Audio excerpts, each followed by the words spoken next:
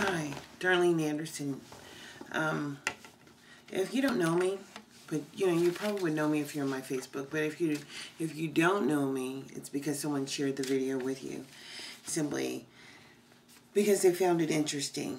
I don't know how many of you guys keep up with the local newspaper. Sacramento has an area called 911, and I guess there was an internet piece where some kids posted something that they thought was pretty funny, and it wasn't funny, but they arrested a suspect. It was a young man who had apparently provoked and hit a woman on Mac Road, and he was 21 years old, and so now he's got some felony charges against him.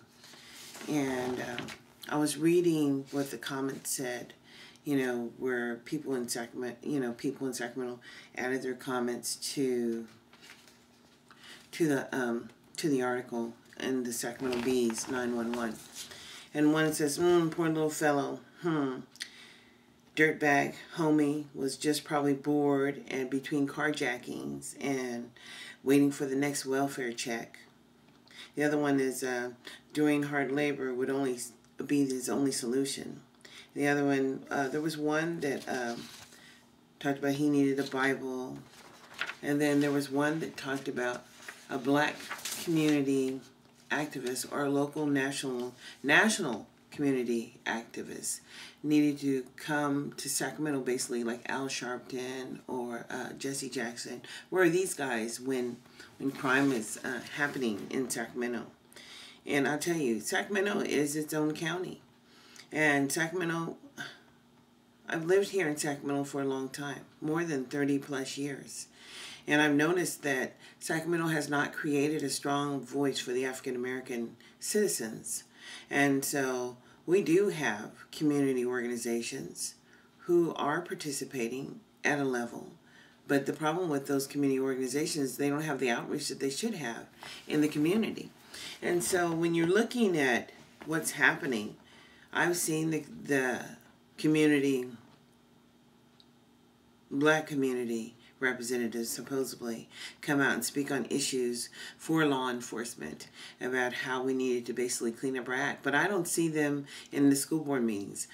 And the failure rate of the black children in Sacramento is just atrocious. It's like, it's something that I've never even witnessed. I can't begin to tell you how frustrated I get every time I talk to a young African-American male who tells me they have a 1.6 or a 0.98 or a 0.45 or nothing, absolutely nothing. How is it that you can attend school for 2 years and receive 25 credits? What does that look like? I mean, you say, oh yeah, that's a parent's responsibility. But I say it's a free check issue. Everybody really concerns themselves about the welfare check. How is it these people get on the welfare and stay on the welfare? Well, I consider welfare the same kind of welfare that people get when they have a classroom of 20 or 30 kids, maybe 35, 38 kids, and 90% of them are failing. That's welfare. Because that person comes to school every day with no intention on figuring out how to engage all of their students. I mean, I understand this student engagement piece because I have children that needed some additional support in the classroom, and I fought for it daily. And it is a daily fight. It's not something that goes away. But as long as you're a citizen, and I'm an American citizen, I consider myself an American citizen. I may be of African descent, but I was born in America. I was born in the South. And my stepfather was in the Air Force, so I really got to travel. And my husband was in the Air Force, and I got to go to Italy. And I got to see a part of the world that most people don't even get to see. But what I'll say about is what I see in Sacramento is an epitome of dysfunction. Because there are many organizations that would like to participate and speak on the behalf of the African American community, and they don't have a power base. They don't have any funds. They meet, and people come out and meet, and they discuss the issues, and they discuss the data, and they meet, and then people come in and actually talk with them, like the superintendent of Sacramento City Unified School District came in and talked to the Black Parallel School Board. But it's my understanding when Manny Hernandez was on the Sacramento City Unified School District Governing Board, he said he didn't care because he didn't have to do anything any other organization told him to do. He only had to do what he was going to do, and that was what he chose to do. And we have to understand this whole public trust business. You know, the educational system operates under the public trust. We elect board members to represent our interests, and those board members are supposed to ensure that all children get a benefit. But what happens when all children don't get a benefit? I'll tell you what happens. Nothing. Nothing happens. So the failure rate, and Sacramento City Unified School District being identified as, you know, probably one of the 2,000 dropout factories across America, that meant nothing. The mayor is trying to do some things, and I think he's done some really great things. He's brought in, you know, some alternative educational settings for African American children. So if your family has money and you know how to advocate for your children, you can place them in a situation where they can do really well. And the mayor and those schools that the mayor has are doing very, very well. And so Sacramento High and, well, Sacramento Charter High, PF7, and now they have a middle school. So they have a whole from the kinder all the way through 12th grade. And those children that get in that, happen to be lucky enough to get in that educational setting, will be blessed because they'll get to experience life. But, you know, this engagement in the Black community, something has to change because we don't have to wait for a Jesse Jackson. We don't have to wait for an Al Sharpton.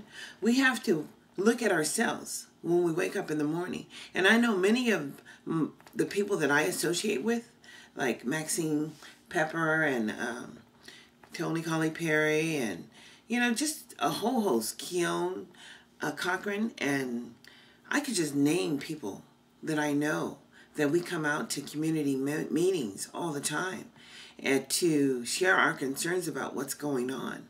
And we're the voiceless unheard. I mean, I might get heard every time I show up at the governing board meeting, but come on now, let's not get real. We can just pretend that I'm there and people are listening, but people are not acting. And so, because when we look at who's not at those meetings, is like I said in my last video, the NAACP comes out once a year. The Urban League may come out once or twice a year. And they may be meeting with these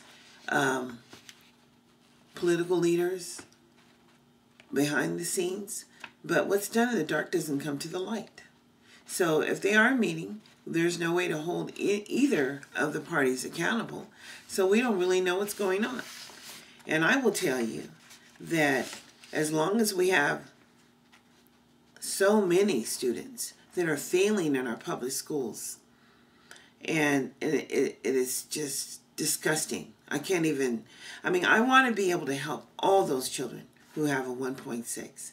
I would like to know exactly what's going on.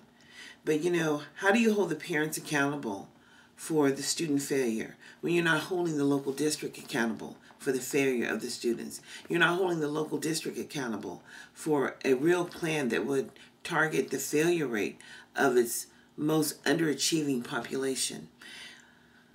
I, as a citizen, you know, believe that it takes a whole village to raise a child. And the village of the African American community has not been developed. We do not have a strong voice in the community. We have a very weak voice. We are the work in Sacramento. So when people, you know, when the police load up their cars and load their dogs up in the evening, they're going out to chase black people. There's really nothing changed since the slave days. I mean, you know, after dark, they used to go out and catch the people who ran from their masters' homes to make sure that they kept their hand on them. So what's really changed? After 5, you know, the squad cars come out and they're roaming the streets to see who's out there and who needs to be picked up and incarcerated. Our jails are overflowing with African American people. That, you know, there is no accountability for local educational. There's no accountability for the way that people are treated. even in Sacramento. And there is no voice. There is, there is no one single avenue to have a voice to make change. And so this is going to be what I'm going to be doing for now. I have some serious health issues that I'm going to be taking care of. But, and as long as God has me here, He has me here for a reason. And my reason is to try to address some of the things that have concerned me over my lifetime. And this is the best way I'm thinking that's going to be able to address these issues. I'm going to put this word out, and it is the word that is moving through me. And it is the word that is going to impact the changes that need to happen here in Sacramento, because my voice will not go away. This is a more than a 2-minute spot. And I can make as many videos as I want simply because I'm in my own home and I'm sharing my lived experience. And so that's all for now. But under the Sacramento 911, I think it's 911 time for the Black community to figure out how we come out and address these issues, because our children are may be out of control, but they're simply out of control because we're not being allowed to provide them support or ensure that support is being provided to them through their early educational years. They are the commodity. They are why so many people who don't look like them have jobs in Sacramento. And I think it's time to stop that. It's time to look at ensuring that we do have a functional educational system for all children. Thank you, and have a good evening.